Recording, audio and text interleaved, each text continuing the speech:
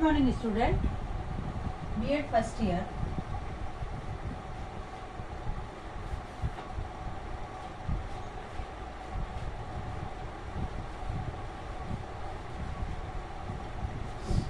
अधिगम और शिक्षण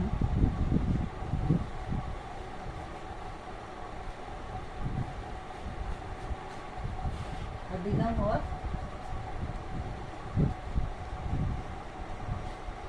शिक्षण, इसमें हमारी जो थर्ड यूनिट चल रही है उसमें शिक्षण के जो यांत्रिक दृश्य साधन है उसके अंतर्गत प्रकरण है शिक्षण के यांत्रिक दृश्य साधन। इसके अंतर्गत कल हमने जो पट है विभिन्न प्रकार के, जैसे श्याम पट है, चुंबकीय पट है, प्लेनर बोर्ड है, इनके बारे में हमने अध्ययन किया था। आज हम दृश्य साधनों के अंतर्गत चित्र, विभिन्न प्रकार के जो चित्र है उन चित्रों का यांत्रिक दृश्य साधनों के अंतर्गत क्या महत्व है और किस प्रकार से हम अपने शिक्षण कार्य में इन चित्रों के उपयोग द्वारा हमारा जो शिक्षण कार्य है उसको हम उपयोगी बना सकते हैं। जैसे चित्र जो है शिक्षण अधिगम क्षेत्र के वास्तविक पदार्थ तथा वस्तुएं, उनकी प्रतिमूर्तियां, नमूने सर्वाधिक प्रभावशाली दृश्य उपकरण है। चित्रों में क्या क्या आता है? नमूने आते हैं, वास्तविक पदार्थ,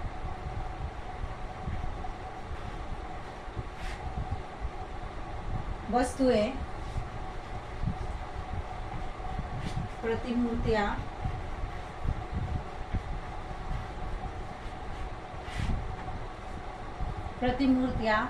ये प्रभावशाली दृश्य उपकरण है या शैक्षिक सामग्री है, क्योंकि इससे छात्र को जो है प्रत्यक्ष अनुभव होता है। क्योंकि विद्यार्थी जब कानों से सुनेंगे तो उसका प्रभाव उतना नहीं पड़ता है जितना कि इन दृश्य साधनों के माध्यम से हम जब शिक्षण कार्य करवाते हैं वह शिक्षण कार्य हमारा प्रभावकारी होता है। इसके बाद चित्र की गणना की जाती है। इन सब के बाद चित्र की गणना आती है। विभिन्न प्रकार के जो चित्र, उन चित्रों को लिया जाता है तथा उन चित्रों के माध्यम से शिक्षण कार्य करवाया जाता है। चित्रों के रूप में जैसे दीवार पर लगे चित्र, दीवार के चित्र है, उसके बाद सारणी है,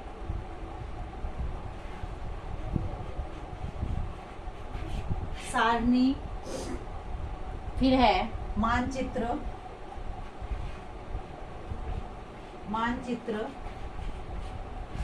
फिर है फ्लैश कार्ड है,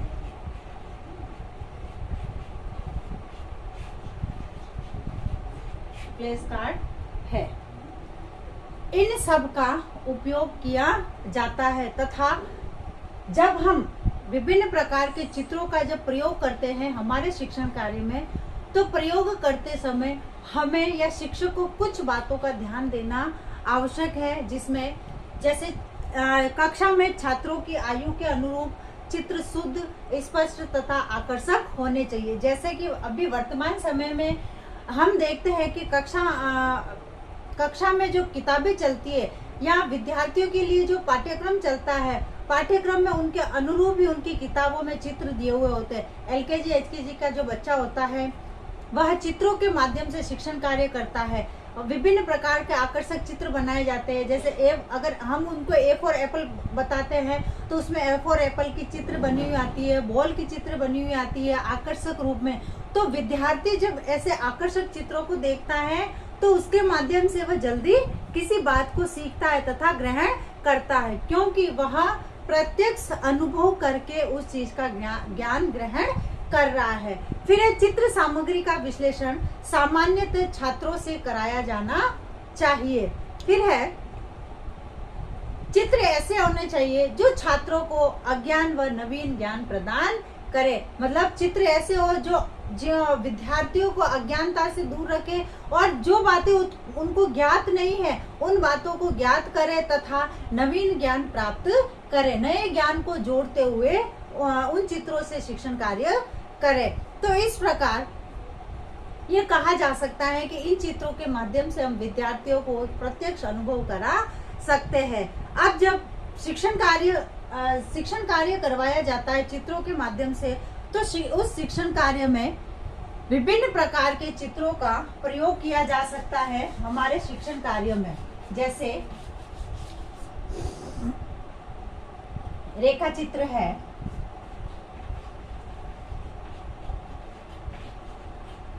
या डायग्राम, जिनको कि एक शिक्षक पढ़ाते पढ़ाते अपनी कक्षा में अपनी आवश्यकता के अनुसार श्याम पट पर बना सकता है कि हमारी जो विषय वस्तु है उसको स्पष्ट करने के लिए यदि आवश्यकता हो तो बोर्ड पर शिक्षक द्वारा रेखा चित्र या डायग्राम बनाया जाता है और अपने शिक्षण कार्यों को प्रभावी बनाया जाता है। उसके बाद है छाया चित्र।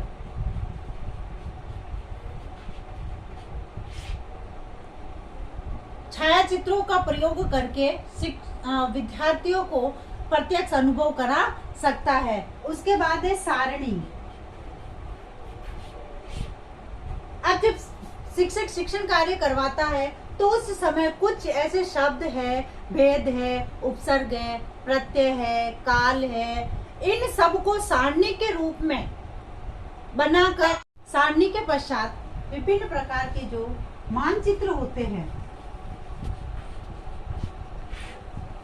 मानचित्र, अब इन मानचित्रों के माध्यम से हम विद्यार्थियों को हमारी जो भौगोलिक स्थिति है, हमारी जो ऐतिहासिक स्थिति है, हमारा जो देश है, राज्य है और जो अनेक प्रकार की जो स्थितियां हैं, उस स्थितियों को हम मानचित्र के माध्यम से दर्शा सकते हैं। तो इस प्रकार से विद्यार्थियों के सामने विभिन्न प्रकार के चित्रों को प्रस्तुत करके उन चित्रों के माध्यम से विद्यार्थियों को प्रत्यक्ष अनुभव करवा सकते हैं।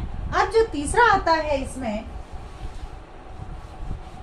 वह है प्रक्षेपक।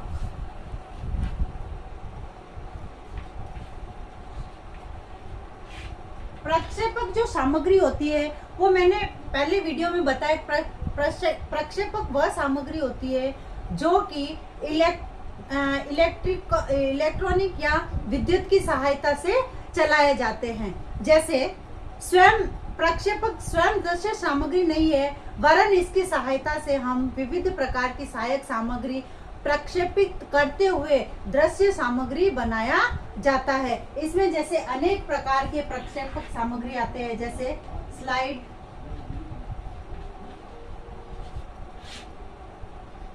OHP overhead projector, overhead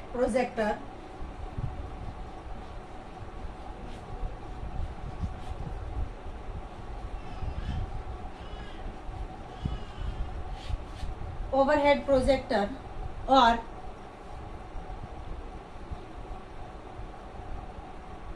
एपिडाइस्कोप।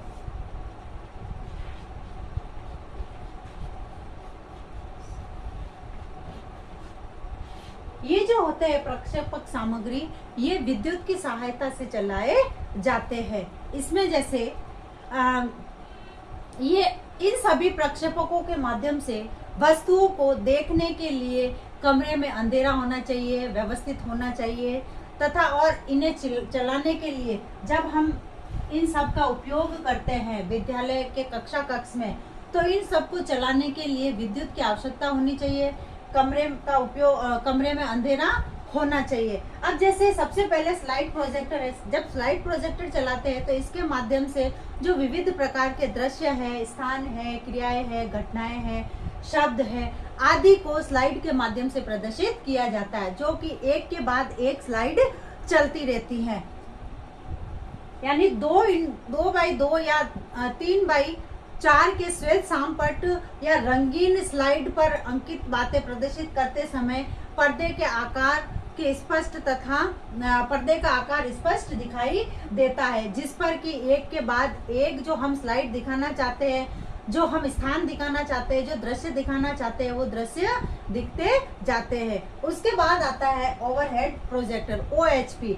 इसमें लगी जो पारदर्शी जो सीट पर शिक्षक अध्यापन कराते समय, यानी एक पारदर्शी सीट होती है, इसमें जब शिक्षक अध्यापन कार्य करवाता है तो अपनी आवश्यकता अनुसार मोटी पेंसिल से लिखते हुए उसे मिटा भी सकता है। इससे अध्यापक के सिर के ऊपर पर प्रकाश की जो रश्मि होती है पर्दे पर जाकर विस्तृत हो जाती है, जिससे कि शिक्षक अपना शिक्षण कार्य करवाता है और उन विभिन्न बातों को दिखाता है और अपने शिक्षण कार्य को प्रभावी बनाता है। उसके बाद तीसरा आता है एपिडास्कोप। एपिडास्कोप यह एक प्रकार का अपारदर्शी प्रक्षेपक सामग्री होता है।